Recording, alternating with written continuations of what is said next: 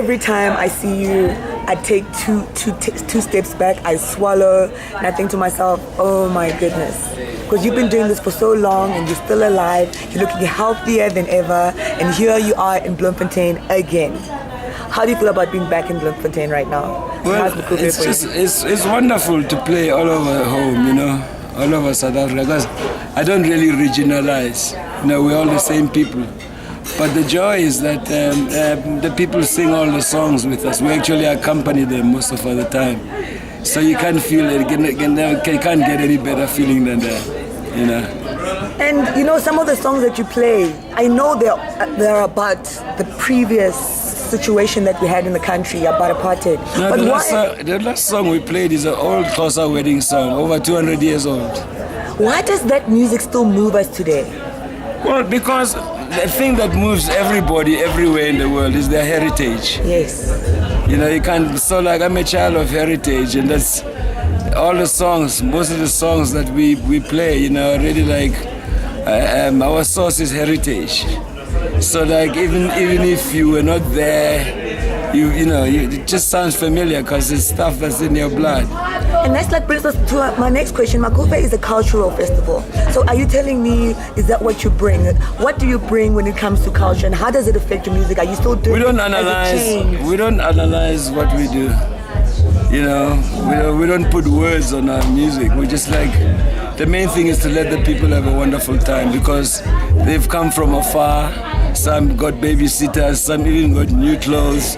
You know, we have to make it worth their while to come in, to come so far, you know, and to spend their money. We can't just like, it's not about us, it's about them. How do you keep fresh? How can you still do this with your voice? Well, you know, the curse of music visited me when I was in my mother's stomach. So I came out singing and dancing. And when you're possessed, you don't need inspiration.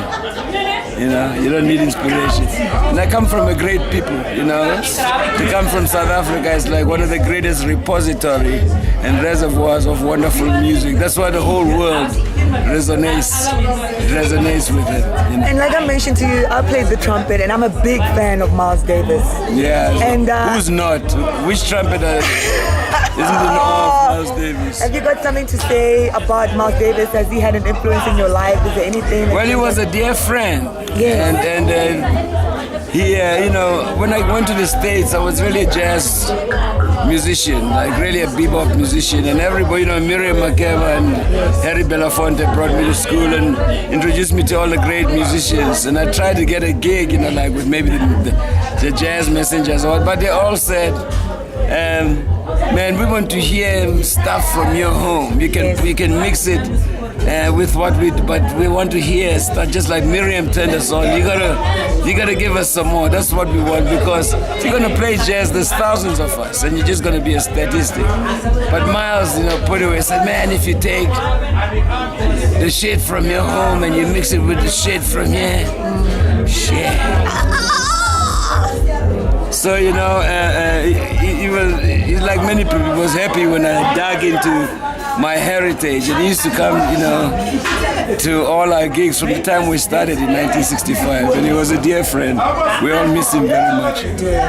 But we miss many people, but people like Miles, like Louis Armstrong, like Fela, like Miriam Makeba, they don't die, their spirits just rise and rise and rise, and if it wasn't for them, we wouldn't be here. Well, you know, thank you so much for speaking to us. I'm very, very excited to meet you. Thank you very much.